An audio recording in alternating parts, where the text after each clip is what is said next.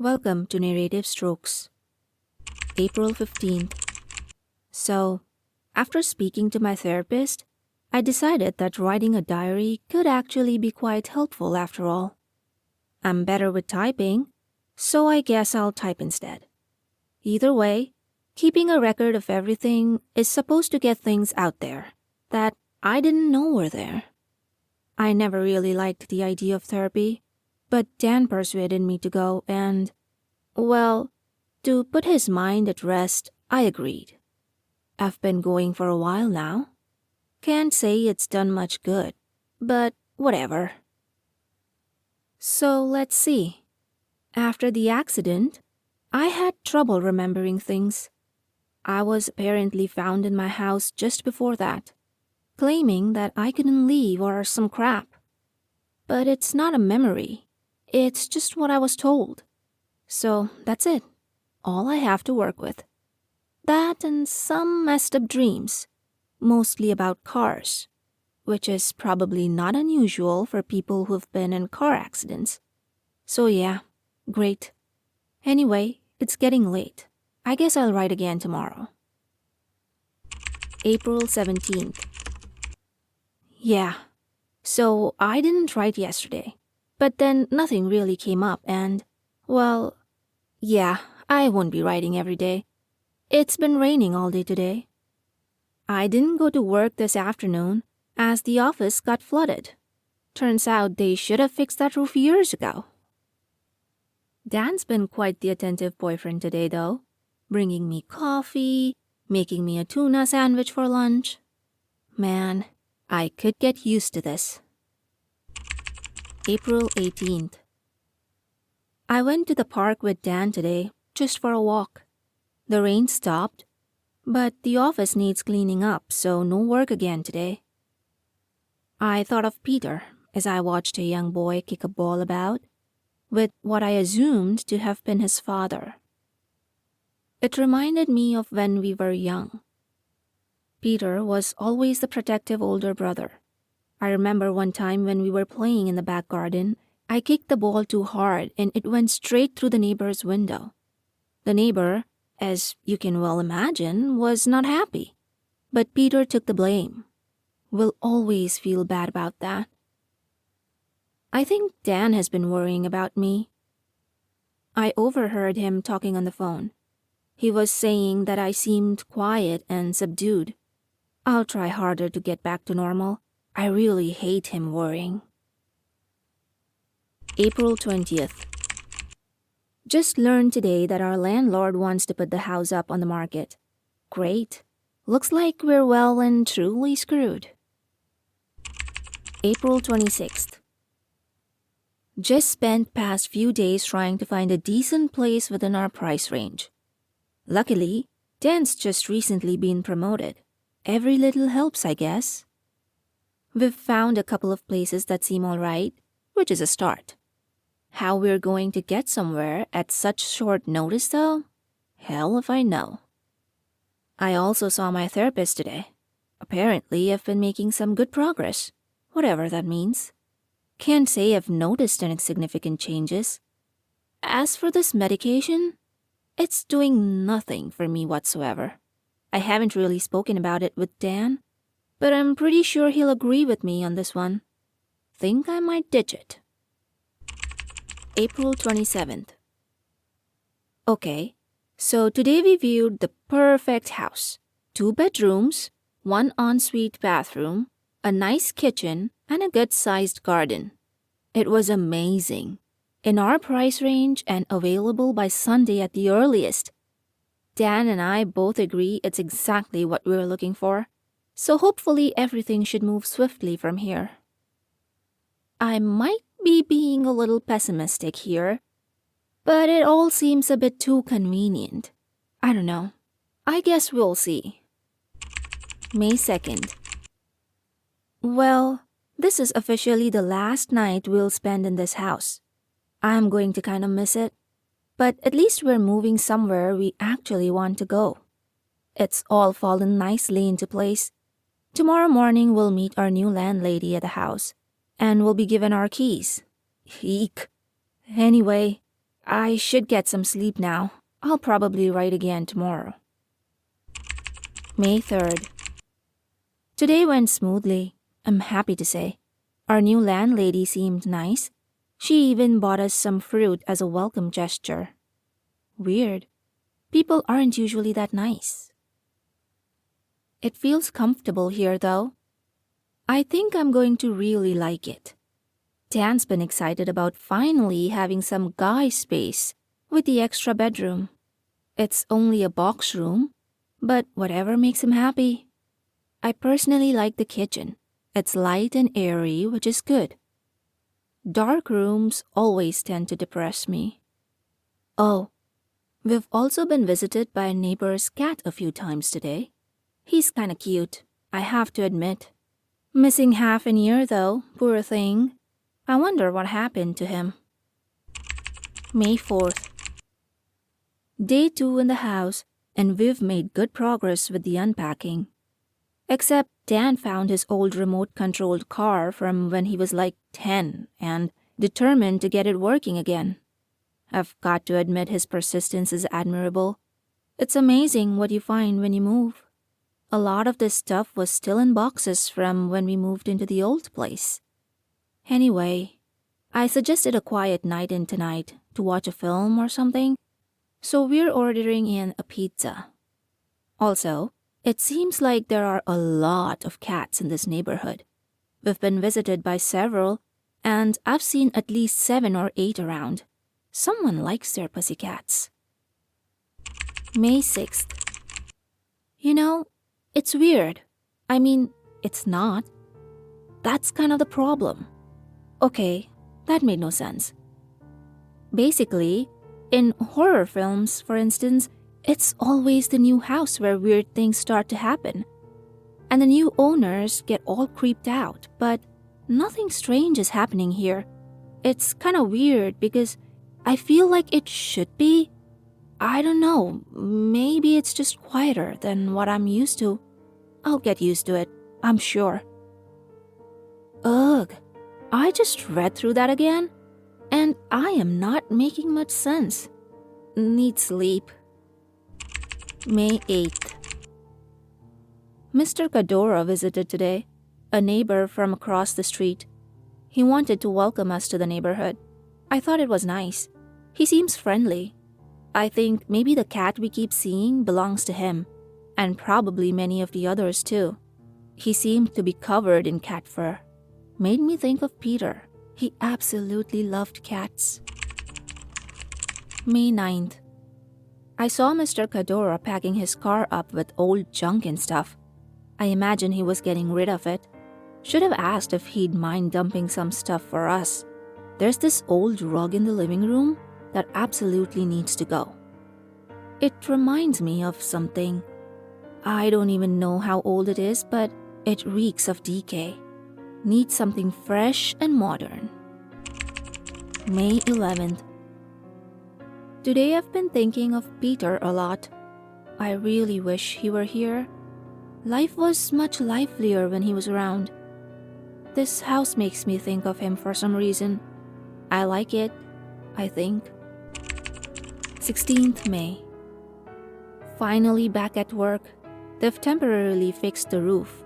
We're all just praying it'll hold out. None of us can afford to be out of work at the moment. This damn rain is persistent.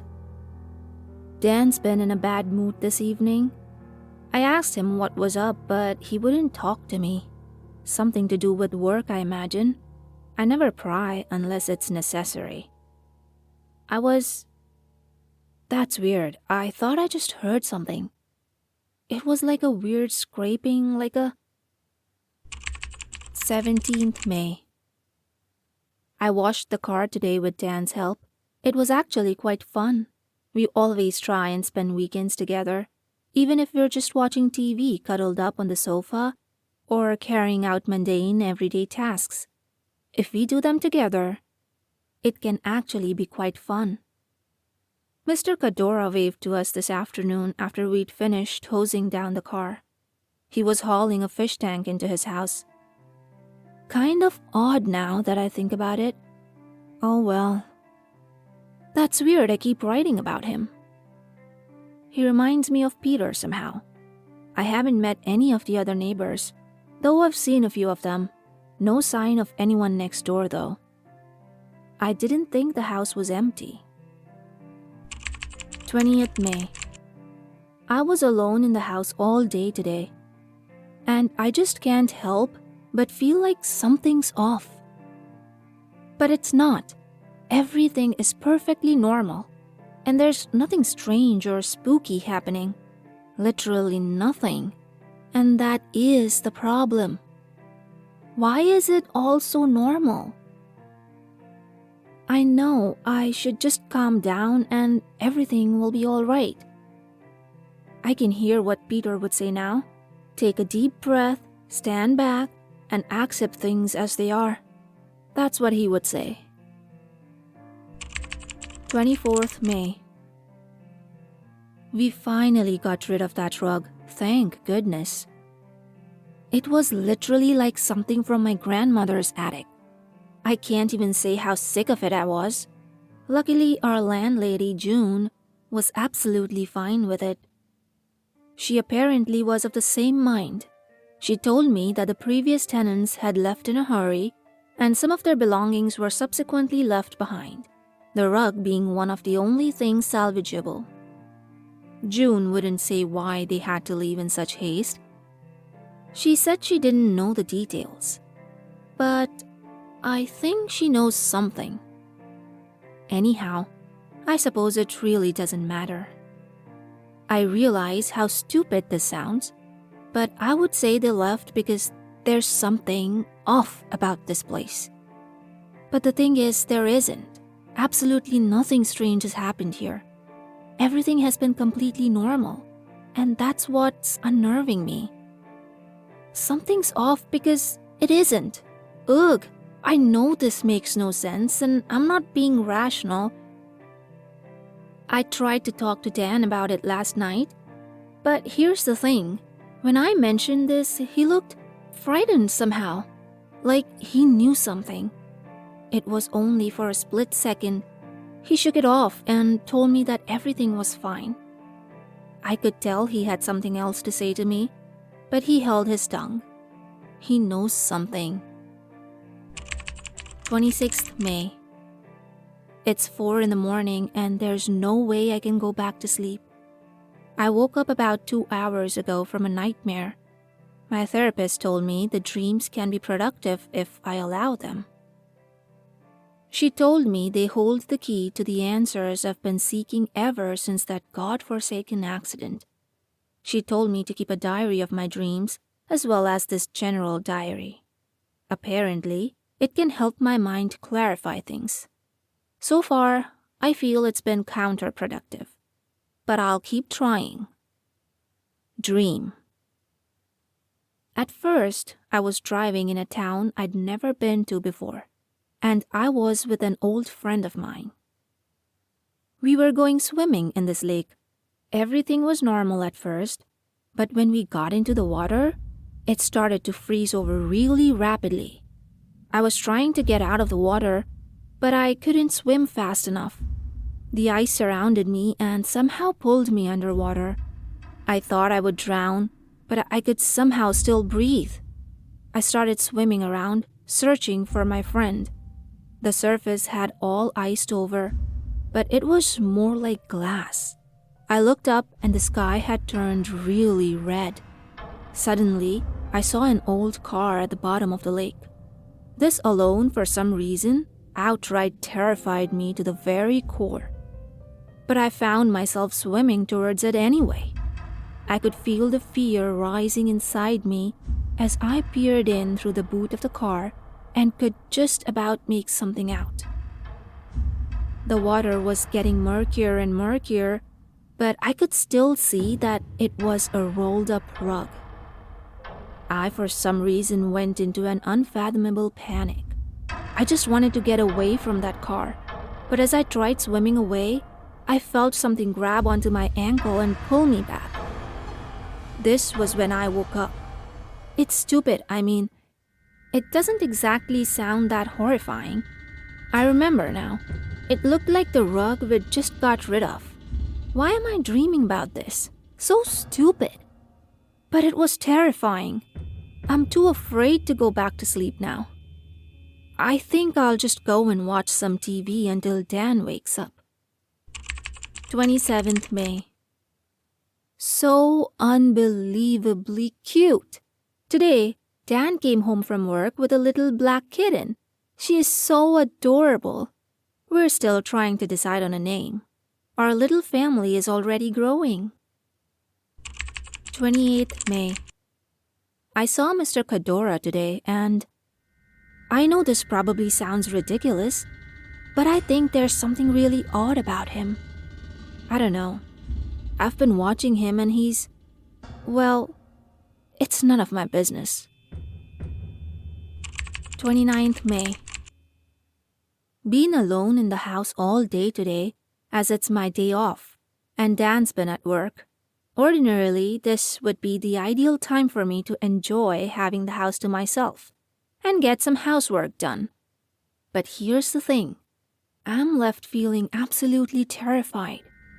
It's not rational and there's no good reason for it. I just don't get it. This house is completely normal and I am completely fine. But everything feels wrong. I keep thinking it would be better if a door slammed by itself or something leapt off the worktop. It would actually make me feel less unnerved knowing that I'm not imagining this. But nothing is happening. It's like there's something here and it's toying with me.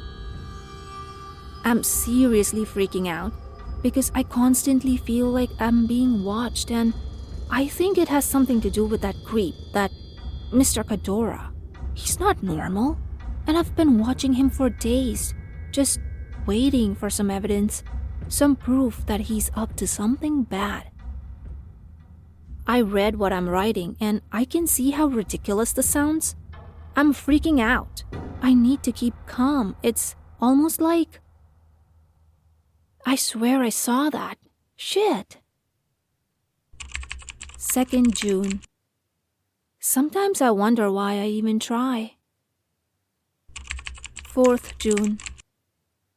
Mia. That's what I'm going to call her. She's watching me type this now. 5th June. Today, Dan and I sat down to talk and apparently he thinks I'm showing signs of paranoia. Again. What the hell that's supposed to mean, I have no damn clue.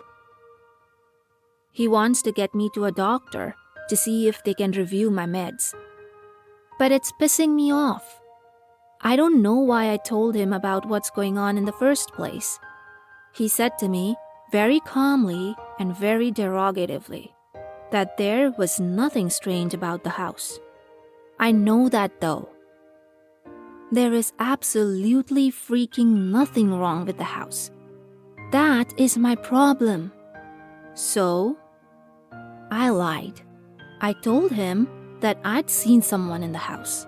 It's not a whole lie, because I really may as well have.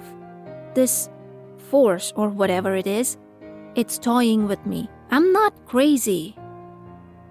Anyway, it didn't make things any better. Ugh, I'm just so pissed off right now. I need to get out the house. 6th June. I feel better today. I feel like an idiot for flying off the handle like that yesterday. I apologized to Dan, and he seems like he's in a calmer mood today. I still feel the same about the house, but I don't know. Maybe I'll get used to it. Anyway, I spoke to Mr. Cadora again today. He was asking about our windows and whether we'd noticed any drafts. He'd apparently had a lot of trouble with his bathroom window and had had to seal it with duct tape. As the houses were built at the same time, the windows were the same, so he thought he'd ask. For some odd reason, this unsettled me. I told him we hadn't and we got into a conversation. He asked me how we were settling in, and we talked about cats for a bit. Apparently he had 4. The others I've been seeing must have come from somewhere else. I also told him about Mia. He seemed a little Envious? Maybe not. Don't get me wrong. The guy seems to have good intentions, but I don't know. He seems odd to me. I guess it's possible he could be suffering from some mental condition. But then that doesn't seem quite right either. He appears to be a completely average 30-something-year-old. Either way, I guess I should be focusing on my life now. 7th June. Today, Dan approached me and asked me about my somewhat elaborated experience I'd blurted a few days ago. He kept it quite casual, but I could tell what he was getting at. He eventually got around to asking me if I was still taking the medication I'd been prescribed. Without hesitation, I assured him that I was. He didn't say anything more about it, but I can tell he thinks that these experiences are connected to it. I mean, I get it. None of this makes any sense. 9th June. Medication is stable. Don't need a doctor to tell me that. 10th June. I saw it move. I swear to God I saw it. The wall is wrong. I know I saw the wall. I saw it move. I saw it. I know it's all wrong.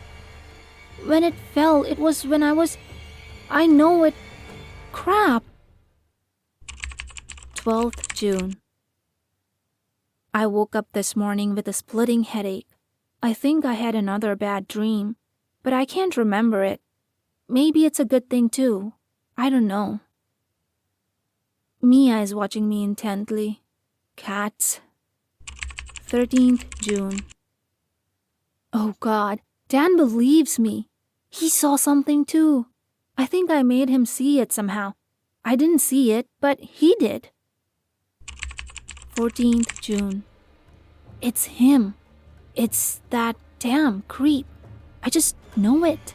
He's been in this house and, oh God, it's him, that Mr. Kadora. I just knew that there was something off about him. He's been in this damn house. I can smell him. And there's crap loads of cat fur everywhere upstairs. I'll spend the rest of the day cleaning it up. I don't want Dan to know about this. Mia's disappeared. 15th June. There's a foul smell in the bathroom. Dan's going to call a plumber tomorrow. 16th June. Dan's worried about Mia. I am too, but I don't know. How do I tell him? Update. I fell asleep this evening and have just woken from a god-awful dream about Mr. Kadora. I went into his house and everywhere there were dead cats. They were hanging from the ceiling, bound with duct tape. I freaked the hell out, but when I went for the front door, he appeared. Mr. Kadora. He grabbed me from behind and pulled me back. I fell into all this duct tape and before I knew it, I was bound too. This is when I woke up. I'm not stupid. I know this was just a dream, but shit. Maybe I'll try and talk to Dan about it before we go to bed. 17th June. I went to work today and Dan called me during lunch to ask me how I was doing, as I seemed stressed this morning. He seemed upset. Apparently, the plumber sorted the drains. There was a clump of cat fur down there. My heart sank. It was Mr. Kadora. He'd done this. 18th June. Today hasn't been good. I completely lost it when I saw that jerk, Mr. Kadora.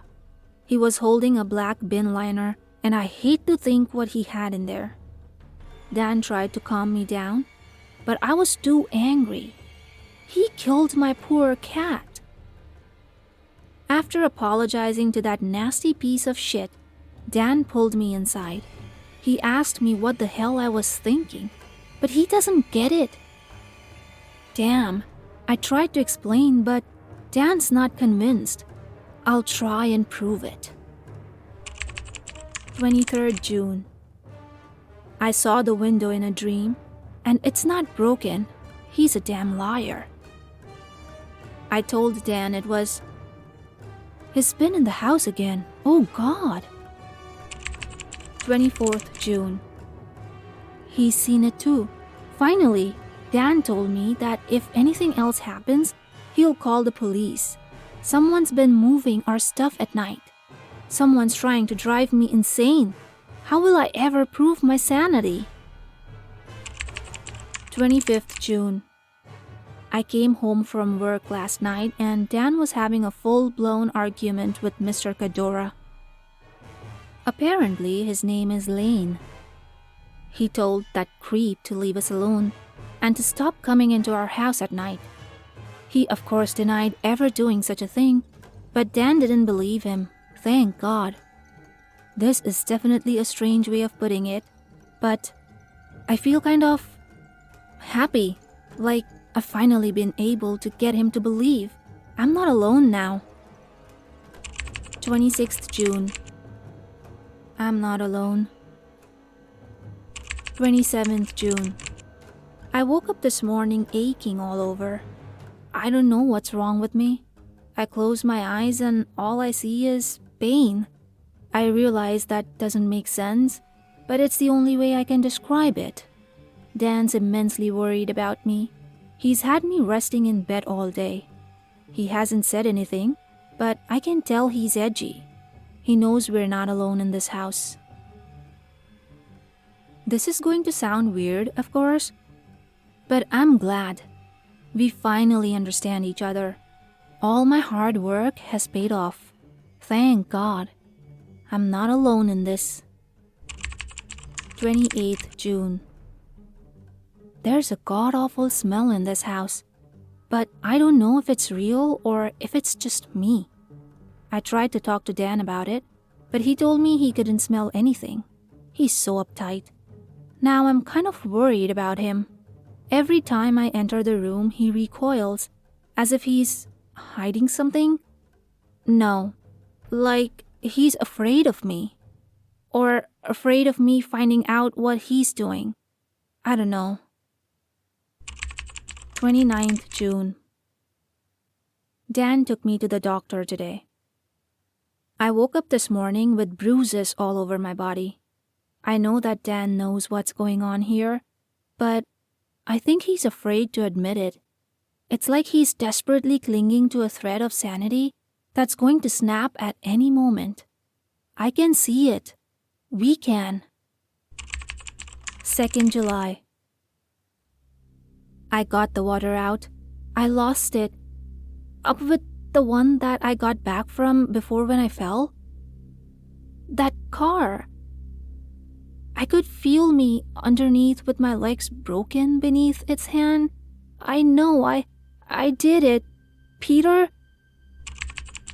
3rd July. Crap, that god-awful smell. Dan called June, the landlady. He can smell it now too. No one knows what the hell to make of it. At least I know it's not just me and I'm not losing my mind. Dan asked June if there had been anything strange reported here before we moved in. This is when I remembered what she'd said about the previous tenants. She, of course, denied it, but I don't believe her. She's hiding something, perhaps more sinister than I once thought.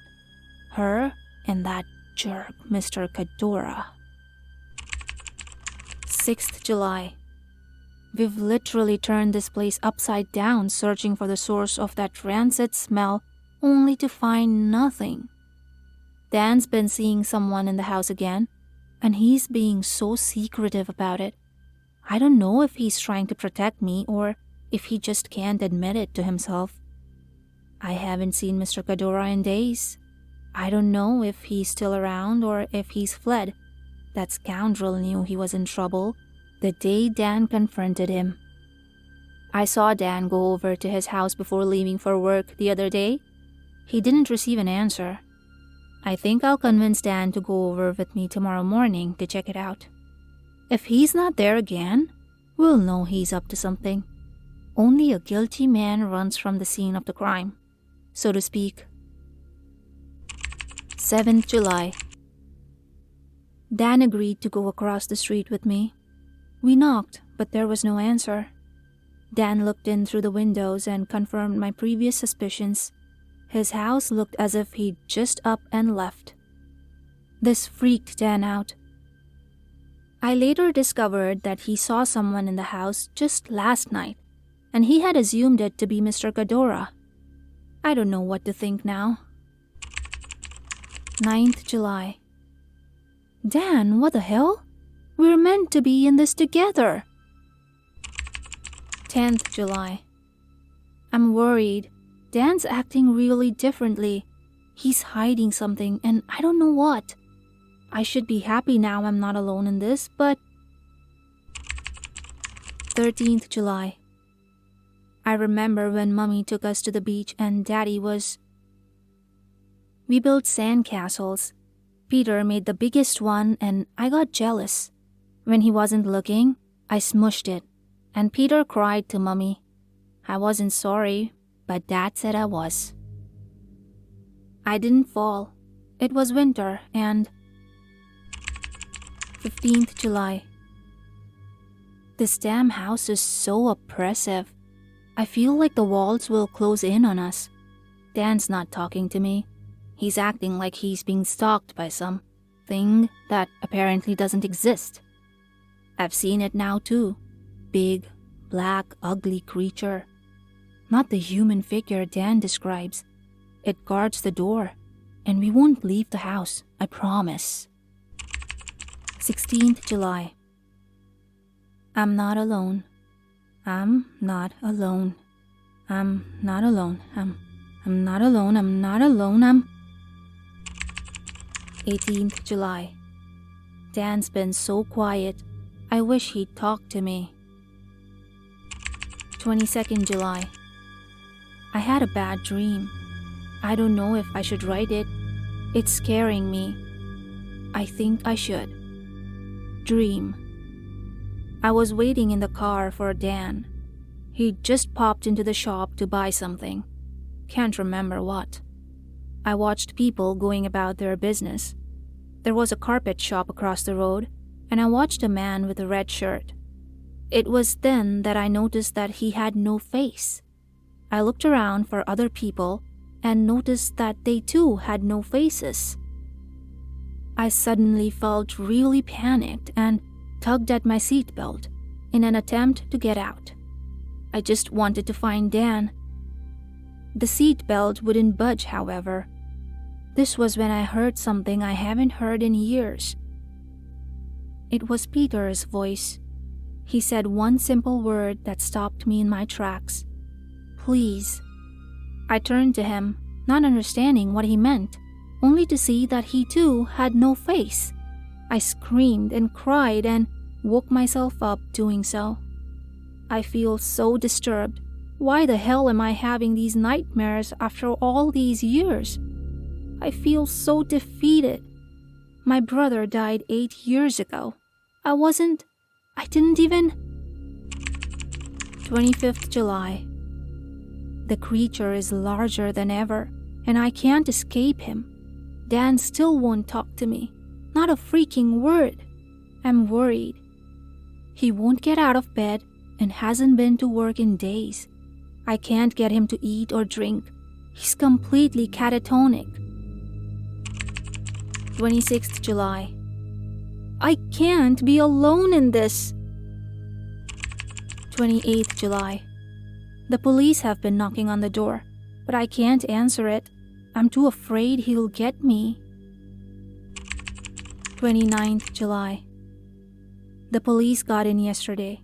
I kept it together. There's no way they'd believe that we're being stalked in our own home by some inhuman creature. They'd received worried calls from neighbors who'd reported that Mr. Ghidorah had been missing from his home for a few weeks, and that Dan and I hadn't been seen either. I tried to keep calm, but they gave me this weird look, like they know something that I don't. They told me to stay here in the lounge while they checked the house. They said they wanted to talk to Dan. I don't think they'll get him to talk. I've been trying. I hope they can help get us out of this house. And I hope. 4th August. It can't be. It just can't. I don't believe what they say. Mom's here. She says this happened before? I don't understand. They say that Dan is dead. They say he's freaking dead. I just don't understand. I can't. It doesn't make sense. 5th August. They say it's not my fault. They treat me like I'm a child. Mom said it was the meds. She doesn't understand. None of them do. I fixed the lock like the old one, but it broke. We all lost him, all of us. Alone. 6th August. The police told my mom and I that Mr. Kadora's body was recovered from our house. I don't get it. They're saying I killed them? Mom said it happened before. Why is no one talking to me?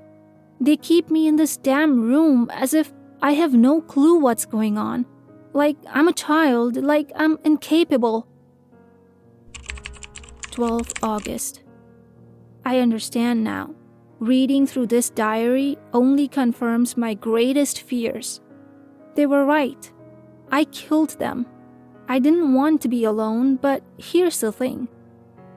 I have always been alone. Every step I took, I was alone. I have a condition. The accident wiped it from my memory, and I was so sure I wasn't a killer. I was just a girl. Things are coming back to me, and it's late. I don't want to write about them tonight. 13th August. I'm a monster. After all that, and I was the freaking monster. I killed them. 16th August. I had a dream last night. Except it wasn't a dream. Mom's been here for me, but she only makes me more ashamed of myself. She loved me despite all I've done, and even I can't do that. It wasn't a dream. It was never a dream. It was a memory that I'd buried so deep, I'd lost it. I'd lost me. God, I'm not even who I thought I was. It was midwinter and I'd been having strange episodes. Peter only wanted to help, but he got too close. One night I snapped. When Mom and Dad weren't home, I took Peter for a drive. We were having fun, but then something changed. I felt confused, lost, afraid. The last thing I remember from that night is running barefoot up the beach. I was lost. Mom got the police out to find both Peter and I. I was frozen, but Peter. They recovered his body from the car. He was wrapped in a rug. There was a lot of blood and no one was ever quite sure what had happened, but it was my car and I had been driving with Peter. I'll never remember the details of what happened to Peter, but I know that I am the one responsible. Mom never wanted to believe it. But I was diagnosed with schizoaffective disorder and some other anxiety disorder, which caused me huge paranoia. None of this makes any sense to me. It's like a dream within a dream, one that feels real. But you know it can't be happening to you. Mom says I should rest, that it's my illness and not me. But it is me. Whether I remember details or not, I will always know that I am responsible for the death of more than one human being. I don't know if I can live this way. 17th August. Mom's with me still, and I feel comforted. The medication's finally stabilized and I'm calm. Well, as calm as someone in my position can be. I'm scared, but maybe with help I will get through this. Maybe with support I will be able to rebuild my life. 18th August. I can't sleep again. I think that maybe I could just about get my head around everything that's happened. But there's one minor detail that will not let me rest. You see, my mom's been here with me, holding my hand all the way. But the thing is, she died shortly after Peter. She killed herself. Maybe I can leave this house tomorrow. Thank you for listening to today's story. If you enjoyed it, then comment down below and let me know what you think. I'll see you next time with another story. Until then, keep smiling and don't forget to like and subscribe.